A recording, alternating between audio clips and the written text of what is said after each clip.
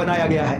कुछ नहीं करना है, आपको एआई पे लिखना है कि फलाने टॉपिक के मुझे आए हुए क्वेश्चन बता दो, फलाने टॉपिक के या भारत के संविधान के, भारत के इतिहास के अब तक भारत में आए हुए क्वेश्चन बताओ, तो एआई बताई बेचारी बता देती है सारे क्वेश्चन, और आपने वो के वही चेप दिए। अरे यार, पेपर का लेवल सुधारो, मैनुअल पेपर बनाओ। ये एआई से पेपर बनाओगे मजा नहीं आएगा। इसका मतलब ये हुआ कि अभी भी राजस्थान कर्मचारी चयन बोर्ड को अपने मतलब तो ये सरल बनता है तो उसमें कट ऑफ उतनी ज्यादा जाएंगी, और सीधी सी बात है, इसमें कहते हैं ना, गुड़ और गोबर बराबर हो जाता है। मेहनत करने वाले लोग और बिना मेहनत करने वाले लोग सारे एक जैसे हो जाते हैं सरल पेपर में। और जब पेपर का लेवल बड़ा थोड़ा मॉडरेट होता है, थोड़ा कठिन होता है, तो पढ़ने वाले बच्चे ऊपर रहते हैं।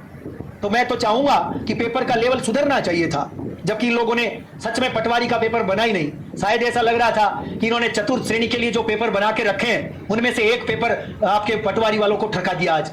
मेरे को तो ऐसा लग रहा है। Car audio video clear? कैसे हैं आप सब लोग?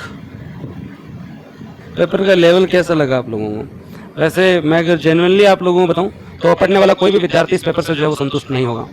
कोई भी पढ़ने वाला विद्यार्थी हो बोले पेपर से संतुष्ट नहीं होगा। दूसरी इंपॉर्टेंट चीज़, कोई भी विद्यार्थी ऐसा जो पिछले 7-8 महीने से इसकी तैयारी कर रहा था, जो गंभीरता से तैयारी कर रहा होता, कोई भी विद्यार्थी राजी नहीं है। प्रश्न सही हो रहे हैं, हो ही रहे हैं, जब पेपर है ऐसा तो प्रश्न सही हो रहे हैं। फर्स्ट और सेकंड पेपर दोनों की हम चर्चा करेंगे। आप लोगों की कितने जो है वो दोस्तों जो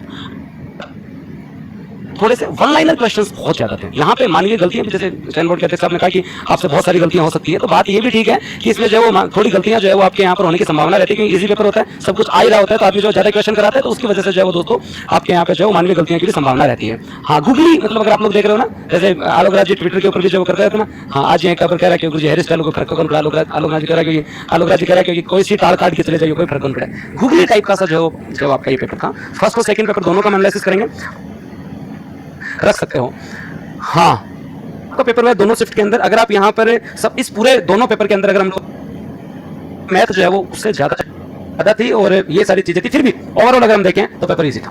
पेपर पूछे जाते हैं तो पॉलिटी से पूछे जाते हैं, और वहां भी जो है वो दोस्तों तुम बुमराह की तैयारी में गए, वहां चैल भी खतरनाक है वैसे, है ना।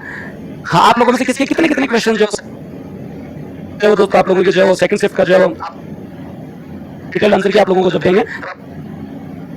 आज नॉर्मल सूर्य अगर मुफ्त बिजली योजना पूछी भी जाती तो कम से कम कोई मोटिवेट नेशनल तो एटलीस्ट उससे पूछो, है ना।